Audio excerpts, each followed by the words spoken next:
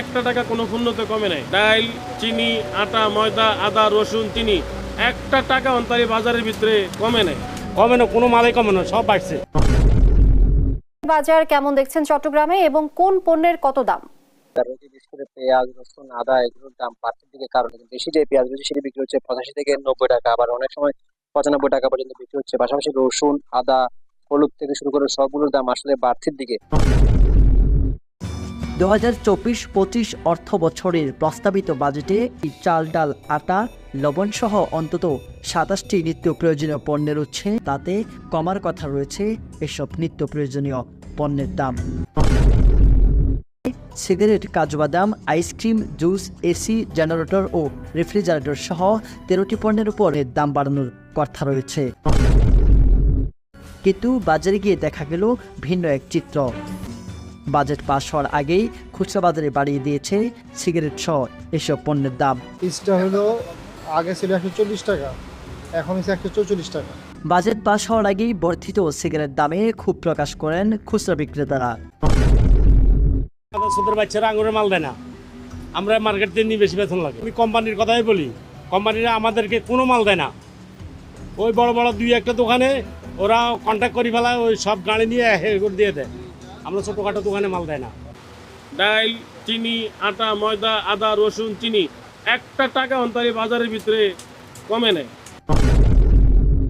বর্ধিত হওয়ার সম্ভাবনাময় পণ্য পাস হওয়ার আগেই বেড়ে গেলেও কমেনি খুচরা বাজারে ডাল, চাল, আলু, পেঁয়াজ ও লবণ সহ অন্যান্য নিত্য পণ্যের দাম। এখন পর্যন্ত বাজারে কোনো প্রভাব দেখা যাচ্ছে না, দাম আগের মতোই বেশি হারে চলছে। আমাদের দেশে যেটা সমস্যা, যে দাম বাড়ার ঘোষণা আসার আগে থেকে বাড়া শুরু হয়ে যায়, কিন্তু কমানোর ঘোষণা হলে সেটা কার্যকর হতে অনেক সময় লাগে।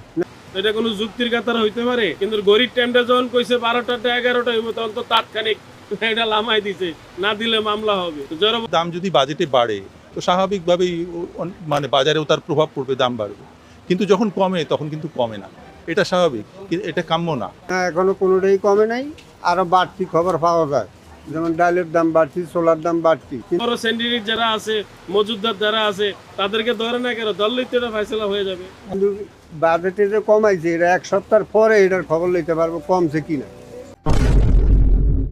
এখন কোনোটাই বলা যাবে না, যেহেতু এখন আমাদের আগে কিনা আছে এটি বিক্রি করতে হবে। বাজেট ঘোষণার পরই বাজারগুলিতে যেসব পণ্যের দাম বাড়ার কথা সে সকল পণ্যের দাম হু হু করে বেড়ে যায়, অথচ যে সকল পণ্যের দাম কমার কথা থাকে সেটা কার্যকর কতটুকু হয়।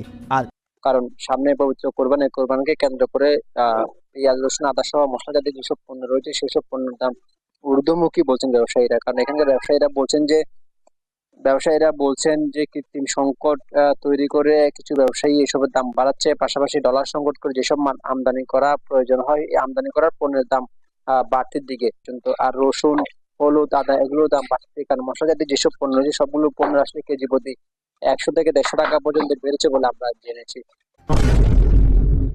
ব্যবসায়ীরা বলছেন যে আমদানি নির্ভর যেসব পণ্য রয়েছে, মশলা জাতীয় পণ্য রয়েছে, সেগুলোর দাম বাড়তির দিকে। আর দেশীয় যেসব মশলা জাতীয় পণ্য রয়েছে যেগুলো কৃত্রিম সংকট তৈরি করে কিছু ব্যবসায়ী এগুলোর দাম বাড়াচ্ছে।